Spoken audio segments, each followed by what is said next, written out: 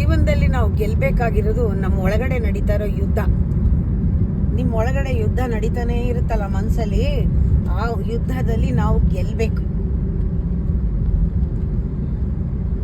ಆಮೇಲೆ ಈ ಗೆದ್ದಾಗ ಏನ್ ಗೆದ್ದಿರ್ತೀವಿ ಅಂದ್ರೆ, ಎಷ್ಟೋ ಅಡಿಕ್ಷನ್ಸ್ನ ಗೆದ್ದಿರ್ತೀವಿ, ಎಷ್ಟೋ ಅಭ್ಯಾಸಗಳನ್ನ ಗೆದ್ದಿರ್ತೀವಿ. ಅದನ್ನ ಫೇಸ್ ಮಾಡ್ತೀವಿ. ನಮ್ಗೆ ರಿವಾರ್ಡ್ ಏನ್ ಸಿಗುತ್ತೆ ಅಂದ್ರೆ ಫ್ರೀಡಮ್, ಮುಕ್ತಿನೇ ರಿವಾರ್ಡ್. ಆ ಮುಕ್ತಿ ಯಾರನ್ನು ಕೇಳೋದು ಬೇಡ, ನಮ್ಗೆ ನಾವೇ ಅದರಿಂದ ಬಿಡುಗಡೆ ಆಗ್ತೀವಲ್ಲ, ಅದೇ ರಿವಾರ್ಡು, ಅದೇ ನಮ್ಮ ಸಕ್ಸಸ್ಸು. ಅದಕ್ಕೆ ಹೇಳ್ತಾರೆ ಮಾಸ್ಟರ್ ಯುವರ್ ಎಮೋಷನ್ ಅಂತ. ನಾವು ಬೇರೆಯವರು ನಮ್ಮನ್ನ ಕಂಟ್ರೋಲ್ ಮಾಡೋಕ್ಕೆ ಮುಂಚೆ ನಮ್ಮ ಎಮೋಷನ್ನ ನಾವೇ ಮಾಸ್ಟರ್ ಆಗಿದ್ರೆ ಕಾಮಾಗಿರ್ತೀವಿ. ಅದು ನಿಜವಾಗ್ಲೂ ಗ್ರೇಟ್ನೆಸ್ ನಮ್ಮಲ್ಲಿ ಬೆಳೀತಾ ಇದೆ. We are growing that greatness in us ಅಂತ. When no one is watching, ಅದು ನಡೀತಾ ಇರುತ್ತೆ.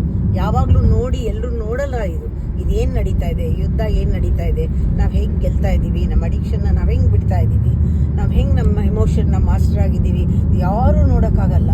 ಅದಕ್ಕೆ ಹೇಳ್ತಾರೆ greatness always is watching oneself in aloneness ಅಂತ. ಮನಸ್ಸನ್ನು ರೂಲ್ ಮಾಡಬೇಕು.